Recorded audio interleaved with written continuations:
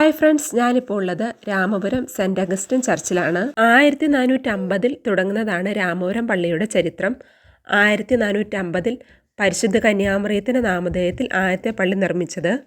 1865 July 16 കർമ്മലമാതാവിൻ്റെ തിരുനാൾ ദിനത്തിൽ പഴയ പള്ളി അതേപടി നിലനിർത്തിക്കൊണ്ട് പുതിയ പള്ളിക്കുള്ള ശിലാസ്ഥാപനം നടത്തുകയും പരിശുദ്ധ കർമ്മലമാതാവിൻ്റെ നാമധേയത്തിൽ പുതിയ പള്ളി പണിയുകയും ചെയ്തു. 2008 ഈ രണ്ടു പള്ളികളും ഗവേഷണ വകുപ്പ് ഏറ്റെടുത്തു. ഇതിനു പിന്നിലാണ് പുതിയ പള്ളി നിർമ്മിച്ചത്. ഏഷ്യയിലെ തന്നെ ഏറ്റവും വലിയ പള്ളികളിലൊന്നായാണ് ഈ പള്ളി അറിയപ്പെടുന്നത്. വാഴ്ത്തപ്പെട്ട തേവർപ്പറമ്പിൽ കുഞ്ഞച്ചൻ ജീവിച്ചതും അദ്ദേഹത്തിൻ്റെ കബറിടവും രാമപുരം പള്ളിയിലാണ്.